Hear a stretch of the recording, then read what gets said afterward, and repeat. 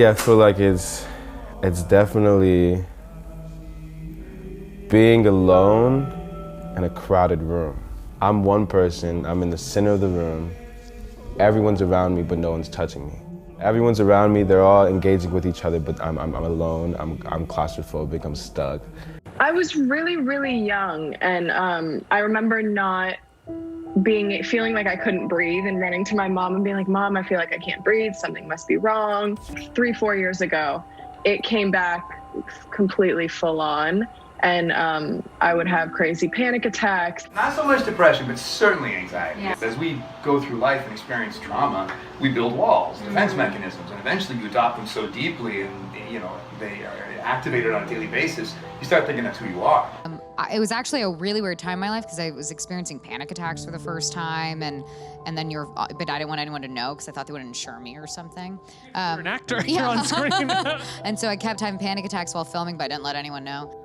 Scary times and like anxiety, some dark shit out there, man.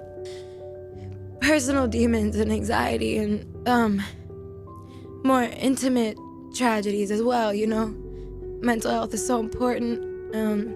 People don't pay enough mind to it. You have problems with anxiety? Oh, yeah. I also have suffered from that. When I was 23, I had my first panic attack on stage. And that was like, oh shit. How did the show continue?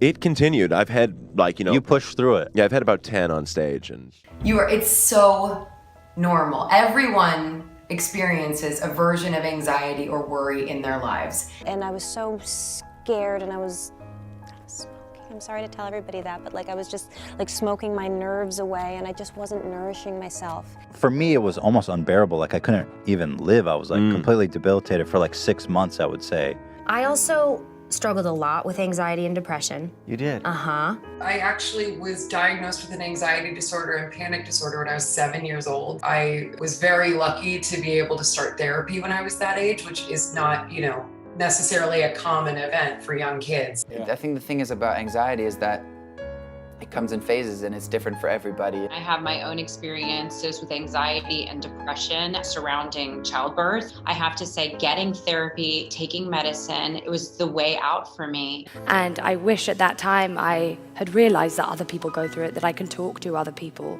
that you're not alone, you're not an alien.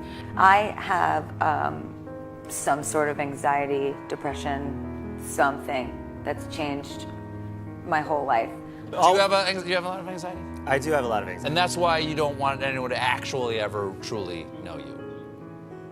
Oh.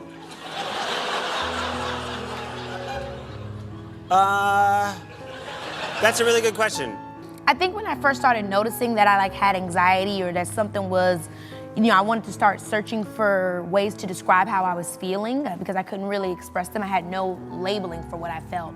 When I was around probably 15, 16, those ages is when I really started looking up for ways to describe what I felt. And the words I came across were stress, anxiety, and depression.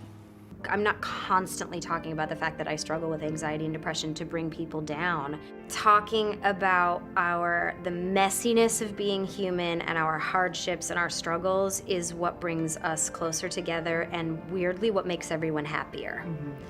Very much, yeah. I've definitely come, it's weird, I didn't come out of my shell until I started professional wrestling. And that kind of forced me out of my shell. But I still struggle with it somewhat. I have a bit of social anxiety. There's certain things I still struggle with. My doctor prescribed me pills for my anxiety, and then he warned me that they're extremely addictive.